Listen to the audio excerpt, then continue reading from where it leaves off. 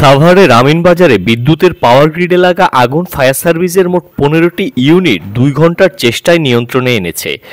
আগুন লাগার কারণ ও ক্ষয়ক্ষতির পরিমাণ প্রাথমিকভাবে জানাতে পারেনি ফায়ার সার্ভিস। এ ঘটনায় বিদ্যুৎ বিভাগের একটি 5 সদস্যের তদন্ত কমিটি গঠনের কথা জানান সাভার উপজেলা নির্বাহী কর্মকর্তা।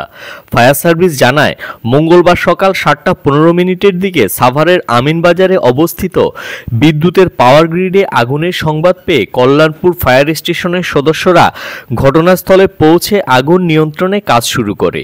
পরে সাভার ও ট্যানারি ফায়ার স্টেশন সহ আশেপাশের অন্যান্য ফায়ার স্টেশন থেকে মোট 15টি ইউনিট ঘটনাস্থলে পৌঁছে আগুন নিয়ন্ত্রণে কাজ করে। সকাল 9:15টার দিকে আগুন নিয়ন্ত্রণে আসে। আগুনের ঘটনায় হতাহত নেই। গ্রিডের একটি ট্রান্সফরমারে আগুন লাগার তথ্য জানালেও প্রাথমিকভাবে এর কারণ ও ক্ষয়ক্ষতির জানাতে পারেনি ফায়ার সার্ভিস। আমাদের কর্মীরা চারিদিক থেকে যে ট্রান্সফরমারের ভিতরে যেটাতে আগুন লেগেছিল সেটাকে আমরা প্রথমেই কনফাইন করতে চেষ্টা করি এবং একসময় আমরা শুধু একটা ট্রান্সফরমার দিয়ে আর আশেপাশে কোথাও আগুন ছড়াতে পারে নাই এবং সেটার ভিতরে প্রচুর পরিমাণ আপনার ট্রান্সফরমার ওয়েল থাকে।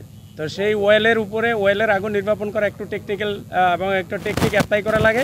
আমরা পরবর্তীতে 9:15টার সময় আগুনটাকে আমরা নিয়ন্ত্রণে নিয়ে আসছি এবং আমরা সেখানে পানি ছাড়াও আমরা ফোম ব্যবহার করেছি। তৈলের আগুনে যেটা ব্যবহার করা হয় সেই ফোম ব্যবহার করে আগুনটাকে আমরা নিয়ন্ত্রণে এনেছি। আগুন এখন আমাদের সম্পূর্ণ নিয়ন্ত্রণে আছে এবং এখনও নির্বাপিত হয় নাই, সম্পূর্ণ আমাদের কাজ চলছে। আসলে তো আগুনের কারণ যেহেতু একটি তদন্ত কমিটি ইতিমধ্যে গঠন করা হয়েছে, তো কারণ এবং ক্ষয়ক্ষতির পরিমাণটা একটা তদন্ত কমিটি হলো যে তাদের সুপারিশের মাধ্যমে অথবা তাদের যে প্রতিবেদন আছে প্রতিবেদনে সেটা উল্লেখ হয়ে আসবে। ভিতরে গিয়েছিলেন, পরিদর্শন করেছেন, কি দেখতে পেলেন এবং কয়টি ইউনিট কাজ করছে? বর্তমানে হলো যে একদম শুরু থেকে ফায়ার সার্ভিসের হলো যে 15টা ইউনিট কাজ করছে, এখনো তারা কাজ করছে। তা আগুন বর্তমানে নিয়ন্ত্রণে এসেছে। এখনো ধুমে দেখা যাচ্ছে, আসলে কি কোনো দগ্ধ বা কেউ আহত আছে কিনা, কি মনে হচ্ছে আপনার? না, এই ধরনের কোনো কিছু পরিলক্ষিত হয়নি। তবে যে তদন্ত কমিটি গঠন করা হয়েছে, তদন্ত কমিটি রিপোর্ট প্রদান সাপেক্ষে কী পরিমাণ ক্ষতি হয়েছে এবং আগুনের সূত্রপাত কিভাবে হয়েছে সেটা হলো যে তদন্ত প্রতিবেদন উল্লেখ করা থাকবে। আপনারা দেখছেন দৈনিক কর্ণকণ্ঠ, সবার কথা বলে।